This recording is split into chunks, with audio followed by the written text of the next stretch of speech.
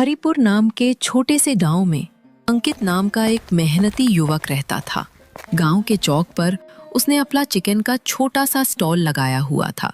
उसका बनाया हुआ चिकन इतना स्वादिष्ट होता था कि लोग दूर दूर से आकर खाते थे। लेकिन परेशानी ये थी कि अंकित अपने ग्राहकों को खुश रखने के लिए बहुत सस्ती कीमत पर चिकन बेचता था।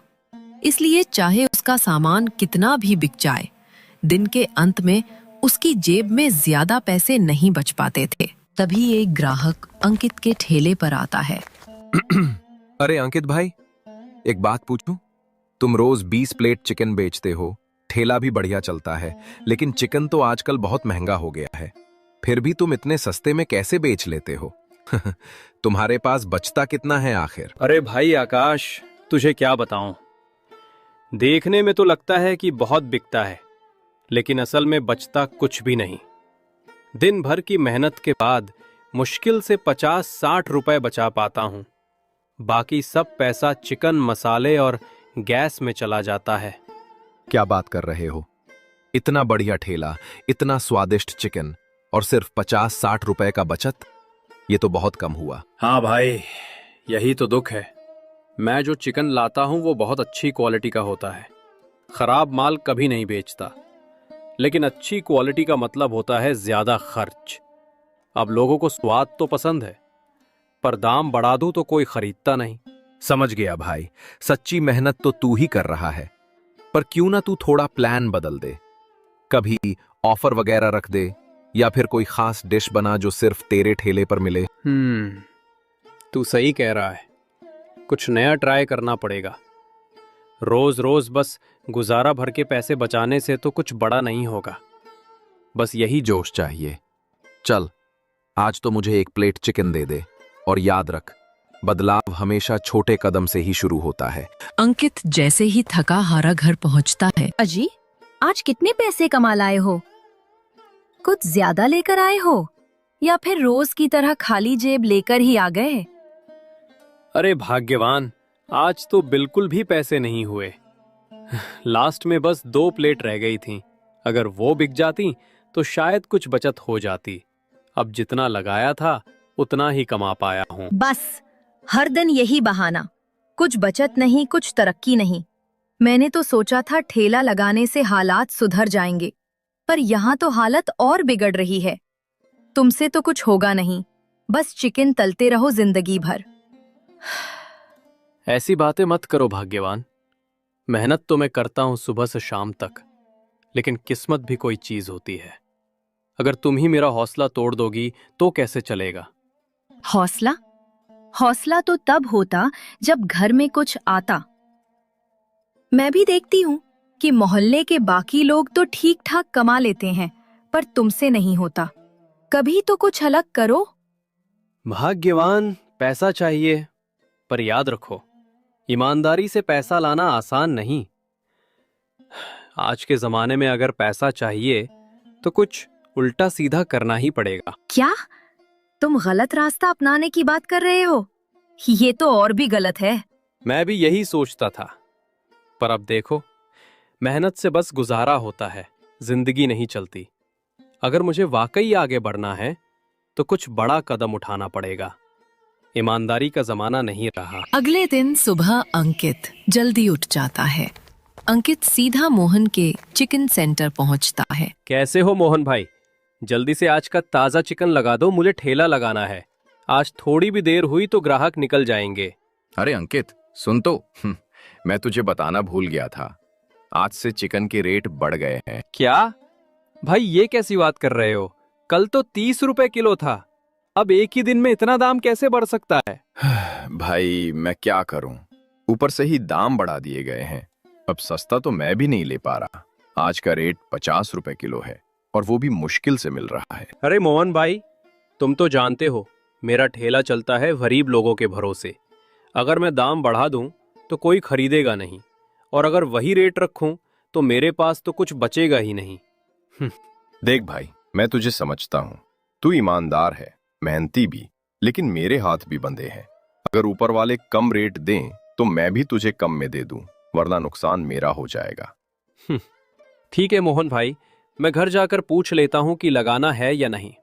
बजट तो मेरा वाकई गड़बड़ा जाएगा। अगर कुछ उपाय सूझा तो शाम तक बताऊंगा। ठीक है भाई, जो भी हो जल्दी बता देना, आज स्टॉक ज्यादा नहीं है। अंकित चुपचाप अपने घर लौट आता है। तो बताओ, आज कितने कमाए? कल तुमसे कहा था कि चिकन के दाम बढ़ा दो, पर तुम तो वही कर रहे हो जो पहले करते आए हो। अब हमें कैसे चलाना है ये घर? भाग्यवान, मुझे भी क्या बताऊं। आज मोहन भाई से लिया तो बताया कि ऊपर से रेट ही बढ़ा दिया गया, 50 रुपए किलो हो गया है। मैं दाम बढ़ाऊंगा तो ग्राहक नहीं आएंगे, दाम वही रखूंगा तो नुकसान ही होगा। अंकित, रोज यही चलता रहेगा तो बच्चे कैसे पढ़ेंगे, किराना कैसे भरेगा? मैं रोज रोज ये सुन सुनकर थक गई हूँ। तुम्हें कुछ समझदारी से काम करना होगा या कोई दूसरा रास्ता अपनाना होगा। मैं जानता हूं भाग्यवान, पर ईमानदारी से बस गुजारा नहीं हो रहा। अब पैसे चाहिए, जल्दी। अंकित का दिल भारी हो चला। बिना कुछ कहे वो घर से बाहर निकल आया। रास्ते में वो एक पेड़ के नीचे रुकता है। पेड़ पर 2-3 चिड़ियां पंख फैलाए बैठी हैं। अब क्या करूं? दाम बढ़ाऊंगा तो ग्राहक भागेंगे, वही रखूंगा तो घर कैसे चलेगा? क्यों ना मैं किसी तरह जल्दी पैसे जुटाऊं, कुछ ऐसा जो तुरंत नकदी दे दे। और अचानक उसका दिमाग एक गलत रास्ते की ओर झुका। उसने अपने आप से कहा, चूड़ियों को पकड़कर काट कर बेचने लगूं। कहीं से फ्री में मिल गई तो कमाई हो जाएगी, लोग क्या जानेंगे। अंकित जंगल की ओर से कुछ चूड़ियों पकड़कर अपने घर लिया है। भाग्यवान, मैंने ये चूड़ियां पकड़कर ला ही दी। सोच रहा था अब चिकन महंगा है, कुछ तो करना पड़ेगा। तुम पागल हो गए हो क्या? कहती तो मैं तुम्हें पहले भी थी, नंबर 2 की कमाई भी सब कुछ हल नहीं करती। चूड़ियां, उन पर क्या गुजरा है तुमने? मैंने सोचा था कि अगर इन्हें ठीक तरह से तैयार करके ग्राहकों को दिए तो कोई फर्क नहीं पड़ेगा। लोग स्वाद देखकर ही पहचानते हैं, कोई पूछेगा नहीं कि ये किसका मीट है। अंकित, ये बात किसी भी तरह से सही नहीं है। तुम हमारे घर की इज्जत का क्या कर रहे हो?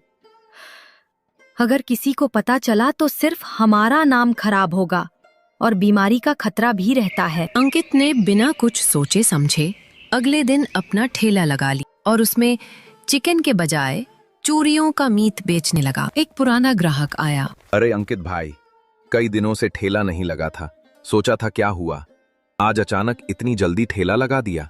अरे भैया, क्या बताऊं, काफी परेशानियां थीं।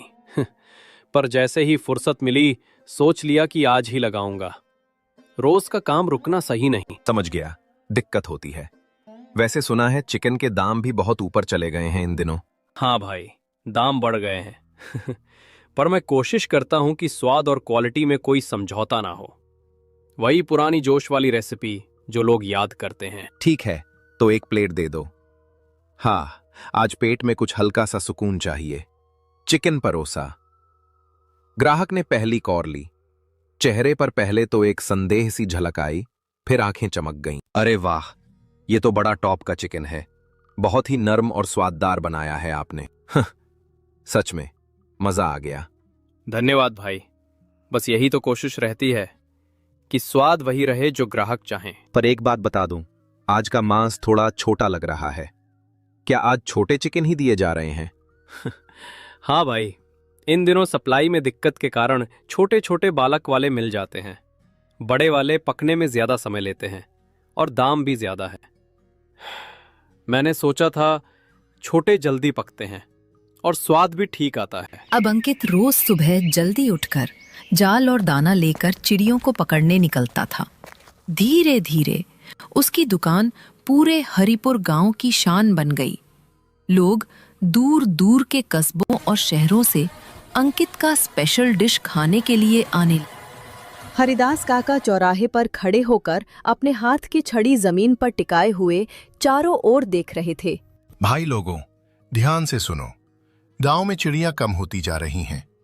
जो पहले हर पेड़ पर मिलती थी, अब वो आवाजें भी घट रही हैं। मुझे नहीं लगता कि ये कोई सामान्य बात है। काका सही कहते हैं, पिछले कुछ हफ्तों से खेतों में भी कम दिखती हैं। नन्ही नन्ही चिड़ियां तो जैसे गायब हो गई हों। हमारी बत्तख की तरह की पंछियां भी एकदम कम हो गईं। कल तो बच्चों ने कहा ही था कि किलकारी कम कैसी लगती है। हाँ, ये सिर्फ लिस्ट कम होना नहीं है, इसका असर हमारे पारिस्थितिकी पर पड़ेगा। अगर छोटे पक्षी नहीं रहेंगे तो कीड़ों का संतुलन बिगड़ेगा और फसलें भी प्रभावित होंगी। थॉटफुल। मुझे शक है कि कोई जानबूझकर इन्हें पकड़कर ले जा रहा है या मार रहा है। कहीं से कोई जाल, छलनी या विष तो नहीं छोड़ा जा रहा। अगर ऐसा हुआ तो हमारे हाथ खाली रह जाएंगे, ये नस्ल खत्म हो जाएगी। काका, आप क्या सोचते हैं, कौन कर सकता है ऐसा? किसी अजनबी का काम भी हो सकता है, या फिर मोहल्ले के कुछ लोग अंधाधुंध पकड़कर बेच रहे हों। हमें तुरंत पता लगाना होगा। भाग्यवान, सच बताओ। अब तो छोड़िए, पकड़ कर ही सब कुछ चलेगा। दिन ब दिन हमारी चिकन की दुकान मुश्किल हो रही है। हाँ अंकित, पर समस्या यही है, हमारे पास जो भी बचा है वो सब वहीं उन चिड़ियों की वजह से है। हरिदास काका के पंख बहुत ढेर हैं। बिल्कुल, और सोचो, अगर हम उन छोड़ियों से चिकन बनाकर बेचें तो मुनाफा दुगना हो जाएगा। लोग दूर दूर से आएंगे। पर क्या काका सहेंगे? उन्हें छोड़ियों से इतना लगाव है, पकड़े गए तो सारा काम बिगड़ जाएगा। काका की बात अलग है, पर सुनो, हमें चतुराई से काम करना होगा। अंकित चुपके से जाकर हरिदास काका के यहाँ से छोड़िए पकड़ कर ले आता है। हरिदास काका जब सुबह को उठकर देखते हैं तो वहाँ पर छोड़िए नहीं होती। वो सीधा पुलिस थाने में जाकर रपट करवाते हैं। क्या हुआ है आपके गांव को? हमारी चूड़ियां दिन ब दिन गायब होती जा रही हैं। कल तो मैंने अपनी सबसे प्यारी चिड़िया छोड़ी दिखी ही नहीं।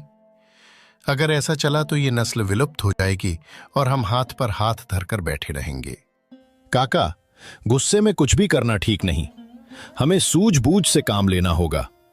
मगर मैं समझता हूं ये बात गंभीर है। तुम क्यों सोचते हो कि ये चोरी है? कोई शिकार तो नहीं कर रहा? शिकार? नहीं साहब, ये तो किसी ने रात में चोरी करके ले जा रहा है। मैंने कई बार देखा है कि पिछली बार भी पिंजरे टूटा हुआ था और कुछ पंख बिखरे पड़े थे। अब ये कोई आम बात नहीं हो सकती। कल से मेरी नींद उड़ गई है। ठीक है, गुस्सा होना स्वाभाविक है, पर हम शांतिपूर्वक और समझदारी से काम करेंगे। काका, तू कह रहा है कि तुम मुजरिम को पकड़कर जेल में भी भेज दोगे। क्या तुम्हारे पास कोई सबूत है? क्या किसी ने कुछ देखा? सबूत नहीं तो क्या, पर मुझे शक है कुछ अजनबी आ रहे हैं रात्रि में, और कुछ लड़के भी अक्सर झाड़ियों में दिखते हैं। ठीक है, पर हम कानूनी दायरे में रहकर ही काम करेंगे। किसी निर्दोष को सजा देना हमारी मंशा नहीं होनी चाहिए। पहले हम जांच करेंगे किस समय चिड़ियां गायब होती हैं। अरे भाई, तुमने देखा? अंकित का ठेला आजकल दिन रात चल रहा है, पर एक बात समझ में नहीं आती, वो चिकन लाता कहां से है? इतने छोटे कुचेले चिकन होते हैं और स्वाद तो ऐसे कि लोग दीवाने हो जाते हैं। सही बात कह रहे हो। मोहन तो पूरा गांव जानता है, वही सबका मुख्य सप्लायर है। पर अब अंकित मोहन से कुछ नहीं ले रहा। मोहन ने साफ मना कर दिया कि वो अब उसे चिकन नहीं देगा। ठीक है, और देखो, अंकित इतने कम दामों में बेचता है कि उसकी औसत लागत भी निकलती नहीं। ऐसे दामों पर मुनाफा कैसे होगा? लगता है कहीं कोई करारी चाल है। और मुश्किल वाली बात यह है कि हमारी चिड़ियां दिन ब दिन गायब हो रही हैं। अगर पुलिस का कान लग जाए और अगर पुलिस ने ये बातें सुन ली तो सब खत्म हो जाएगा। मुझे शक होता है कि कहीं इसका हाथ अंकित का तो नहीं। मुझे भी वही शक है।